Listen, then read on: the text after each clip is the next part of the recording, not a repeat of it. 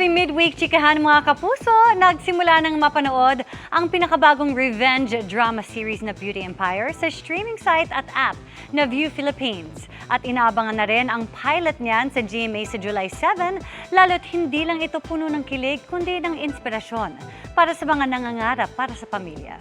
Yan ang chika ni Aubrey Carampel. Hindi lang naglalaro ng ganda-gandahan dahil talagang serving face card ang lead stars ng pinakamagandang laban sa GMA Prime. Wearing their glamorous fits, humarap sa media conference ang cast ng GMA Network, Creation Studios at View Philippines original series na Beauty Empire. Sa pangunguna ni Kapuso Primetime Princess Barbie Forteza, Kailin Alcantara at Rufa Gutierrez, representing beautiful, fierce, and ambitious women in a cutthroat world of beauty industry. Ang serye nagsimula ng mapanood sa streaming site na View Philippines. Ayon kay Barbie, higit sa revenge drama plot, marami raw makaka-relate lalo na sa kanyang karakter na si Noreen Alfonso na nagsisikap para matupad ang pangarap para sa pamilya. May mga times na mapapagod ka eh.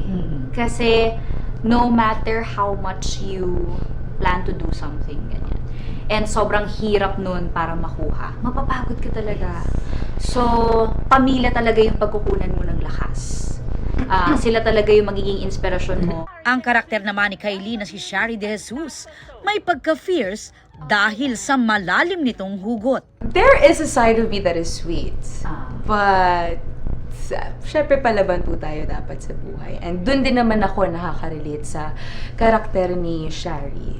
Na actually lahat naman kami dito gagawin ng lahat para sa aming mga pangarap, para sa aming pamilya. Very relatable rin daw kay Rufa ang karakter na si Velma Imperial, ang girl boss CEO ng isang beauty brand.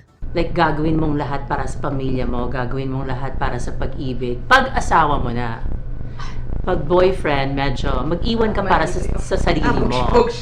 Natamaan ka ba? Oo nga, parang may mga nag-react dito sa tabi ko. Ng pagkakaiba namin, I always leave something for myself. Kailangan mahalin muna natin ang sarili natin bagong ibang tao. At syempre, may kilig din. Makaka-love interest ng karakter ni Barbie si Sam Concepcion na gaganap bilang kanyang kababatang si Migoy. Ang South Korean actor naman na si Choi Bo-min as Alex para sa karakter ni Kailin. Meron talaga tayong, we can go to the extremes para sa mga mahal natin sa buhay. I think we all have dreams and some like goals, and we can do everything.